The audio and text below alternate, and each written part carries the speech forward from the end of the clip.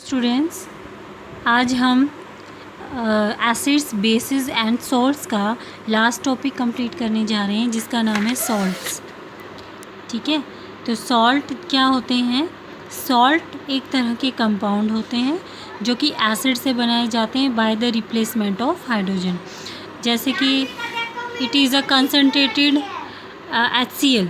ठीक है, concentrated HCl होता है।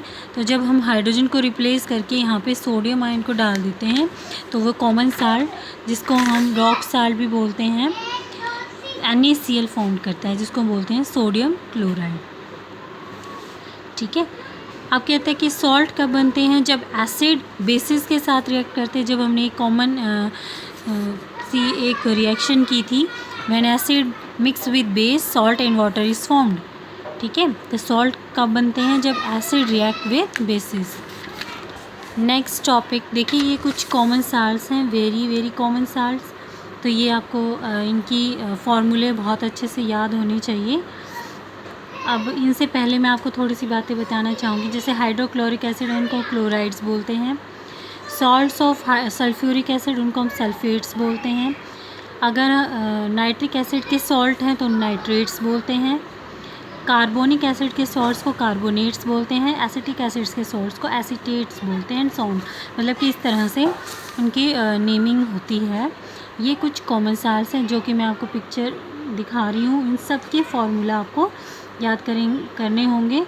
ये अब याद कराने का मेरा कोई वो नहीं है, आपको खुद से याद करने पड़ेंगे। कुछ कॉमन साल्ट जैसे sodium chloride NaCl, sodium chloride CaCl2, zinc sulphate है जैसे ZnSO4, कॉपर सल्फेट है CuSO4, अमोनियम सल्फेट है NH4 ट्वाइस SO4।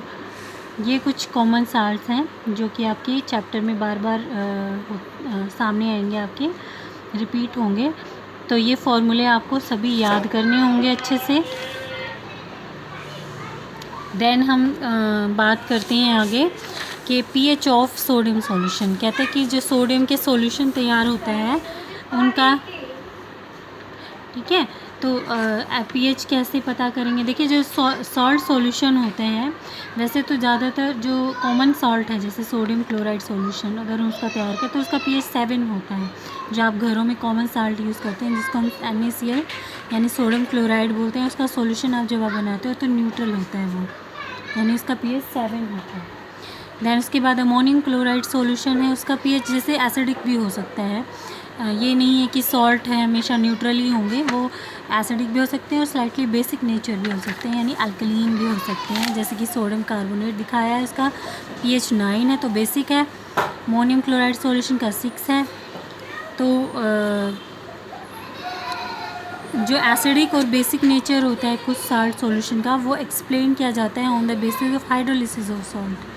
ठीक है, हाइड्रोलिसिस का मतलब होता है जब उनको वाटर के अंदर मिक्स किया जाता है, तो हम उसी के बेस पे बता सकते हैं कि सॉल्ट सॉल्यूशन का एसिडिक नेचर है, बेसिक है या न्यूट्रल है। That's it.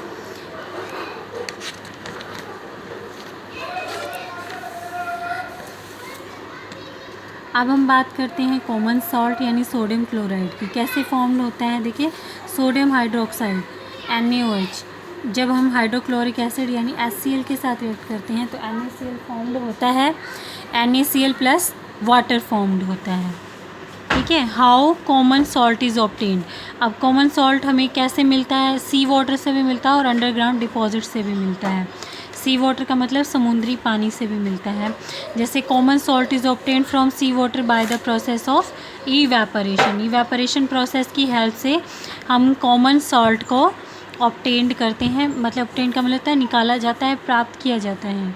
ठीक है, आप जैसे huge quantity of the common salt required by the industry come from sea water. ठीक है, common salt from underground deposits. अगर हम कॉमन साल्ट को अंडरग्राउंड डिपॉजिट से निकालते हैं तो क्या होगा? जैसे large crystals of common salt found in underground deposit. देखो, बहुत बड़े बड़े क्रिस्टल्स की फॉर्म में मिलता है हमें जब अंडरग्राउंड से हम निकालते हैं, तो ये बड़े बड़े क्रिस्टल्स की फॉर्म में हमें मिलता है कॉमन साल्ट। तो इसीलिए इसका कलर जो होता है वो ब्राउनिश कलर का होता है। क्योंकि इसके अंदर इम्प्योरिटीज़ होती हैं, जिसके कारण से इसका कलर क्या हो जाता है, ब्राउन कलर का दिखाई देता है।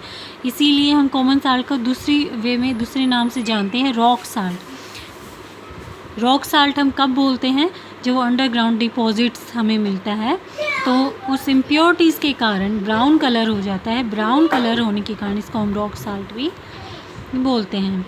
बिल्कुल वैसे ही हमें मिलता है जैसे अंडरग्राउंड डिपॉजिट्स है, जैसे कोयला होता है हमें जैसे मिलता है, उसी तरह से रॉक साल्ट भी हमें मिलता है। तो सोडियम क्लोराइड को रॉक साल्ट भी इसीलिए बोला जाता है।